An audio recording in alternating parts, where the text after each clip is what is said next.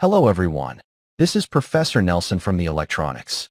If you have a broken light bulb like this one here, I advise you not to throw it away. Because this time we're going to use it to make a very useful and practical tool, which you can use at work to repair electronic boards. But first, let's see what's inside this light bulb.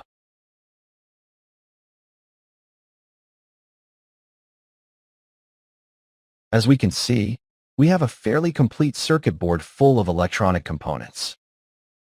We have transistors, several capacitors, a fairly large coil, and several resistors and diodes. It's a board with many electronic components, so we can use several of these components to make our tool. That's why I ask you to stay until the end of the video, so you can see the tool we're going to make. So, without further ado, let's watch the video. The first thing we need to do is remove our electronic board.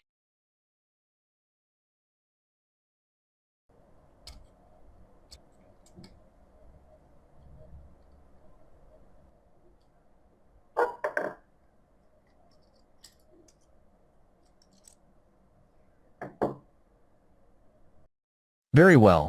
Now we're going to remove one or more components.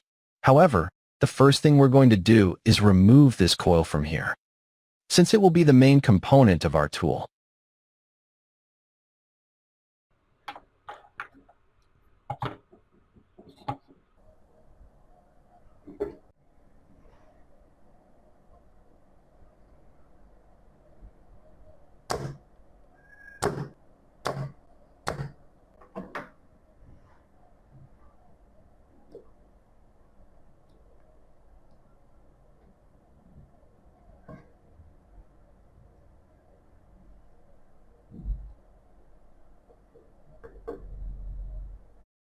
Okay, now for this project what we're going to do is use this coil.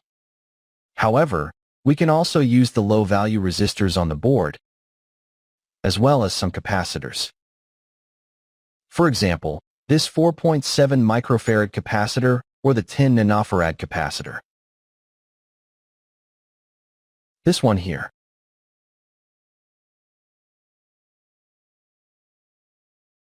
We'll also need two BJT transistors, two BC547S like this one here,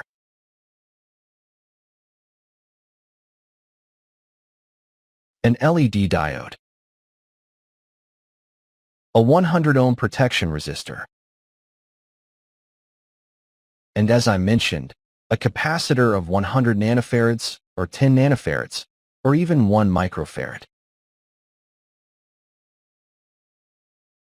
Okay, now let's assemble the circuit and see how our tool works. But first, a big hello to all my subscribers, to those who comment and share the videos, and especially to the channel members. A big hello to all the channel members. Guys, thank you so much for your support. Seriously, thank you so much. And if you're not yet a channel member, you can become one in the members section. Without further ado, let's continue with the video. Very good. Now let's assemble the circuit.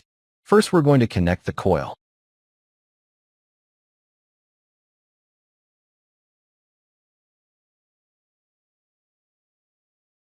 Now we are going to connect the 100 nanofarad capacitor, or the 10 nanofarad capacitor, or the 1 microfarad capacitor to one end of the coil.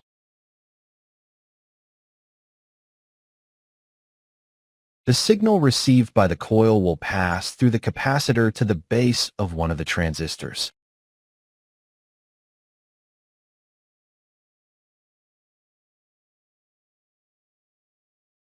The collector of this first transistor will have to be connected to the positive terminal.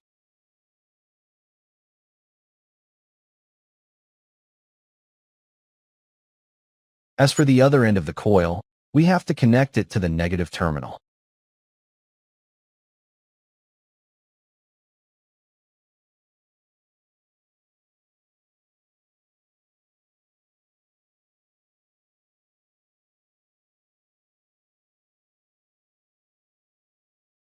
Now, the emitter of the first transistor will have to be connected to the base of the next transistor.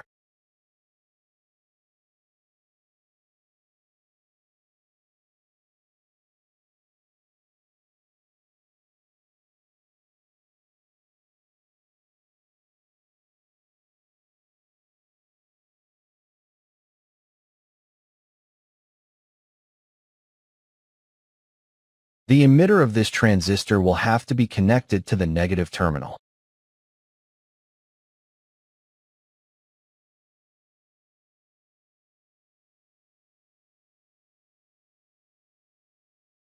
And at the collector, we need to connect the resistor and the LED.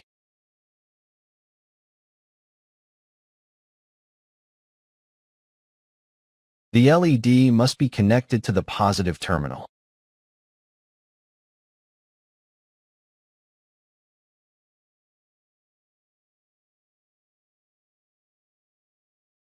Great, we've finished assembling the circuit. And as you can see, it's not that complex, and we'll explain in detail how it works shortly. However, in order to power the circuit, we will need a 5-volt voltage adapter. We can use 5 volts, for 0.3 volts, or even 12 volts.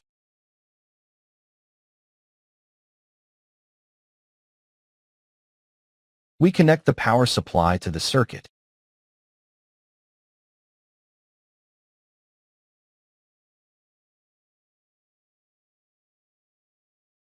And now let's test it. Alright, now to test our tool, we're going to use this power supply, which is in good condition.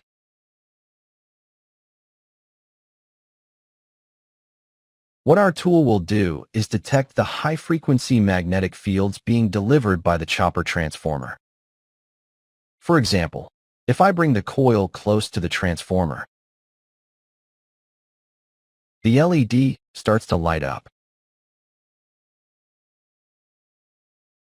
And if I get close enough, the LED will light up completely, indicating that the power stage is in good condition.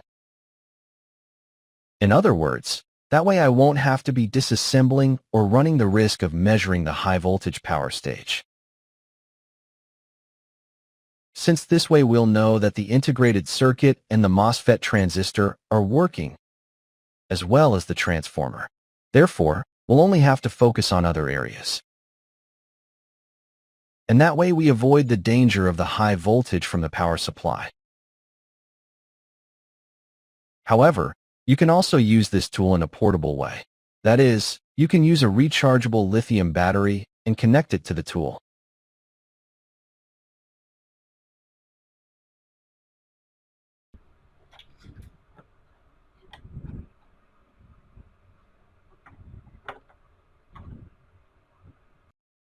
This way, we would be using the 4.2-volt battery instead of the 5-volt one. Let's see if it works.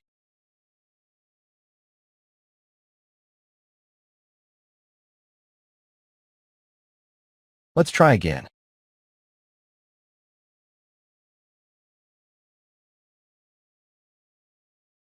Well, it doesn't work. Let's try again.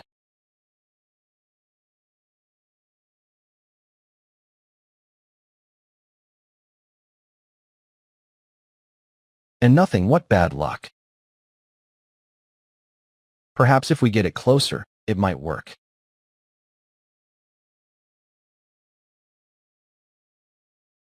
And as you can see, it turns on, but you have to get it very close. And since we just lowered the voltage to 4.2 volts, the sensitivity dropped considerably.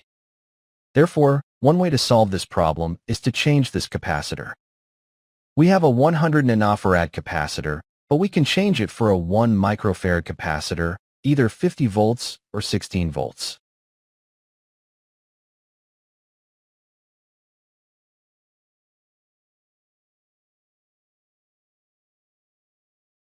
Let's change the capacitor.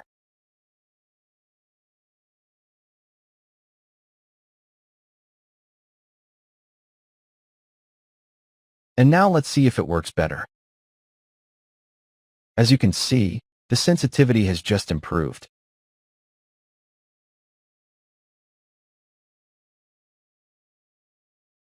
I just changed it, and I'm using a 4.2-volt battery. This tool detects high frequencies, meaning it won't detect the mains voltage, which operates at 50 or 60 Hz.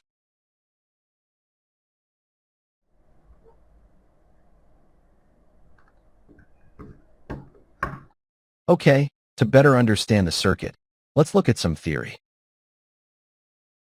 Okay, now some theory. Here we have the circuit we built earlier. Here we have the coil and other components. In this case, the coil will receive the high-frequency signals delivered by the chopper transformer of the power supply. This signal will pass through the capacitor to the two transistors. However, in this case, the capacitor would be acting as a resistor whose value will depend on the signal frequency and the capacitor's capacitance. That is, the higher the frequency, the lower the resistance. And the higher the capacitance, the lower the resistance. For example, if we use a 50 Hz signal and a 100 nanofarad capacitor, like this one here, the resistance offered by this capacitor will be approximately 32 kiloohms. However, if we use a 1 microfarad capacitor, the resistance it will offer will be only 3.2 kiloohms. Therefore, the greater the capacitance of the capacitor, the more easily the signal will pass through. In this way, the signal can be amplified through these two transistors, which are working in a configuration called a Darlington pair. This configuration allows them to amplify small signals more efficiently. And here we can see the LED and the resistor, which are connected to the collector of the second transistor. The LED will only light up when the coil detects a magnetic field generated by a transformer or another coil. Taking this information into account, it means that our tool is used to detect high-frequency signals. That is, we will not be able to detect low-frequency signals due to the capacitor connected in the circuit. However, let's look at this practically by comparing it to a low-frequency transformer. Here we have two signals of different frequencies, one of high frequency and another low-frequency one. We can see that the low-frequency transformer is working. Now we're going to use our tool to detect the signals from both transformers. First, the high-frequency one, and we can see that it detects it without any problem. Now we move on to the low-frequency one. Nothing, it doesn't detect anything. We can touch the coil, and nothing happens. Therefore, at low frequencies, our tool won't detect those signals.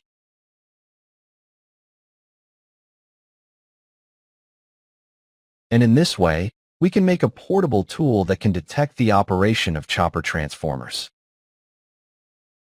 or the operation of the power stages of the power supplies without running any danger. Okay guys, that's how the video ends. Now, don't forget that if you like the video, a like really helps the channel. See you in the next video. Bye-bye.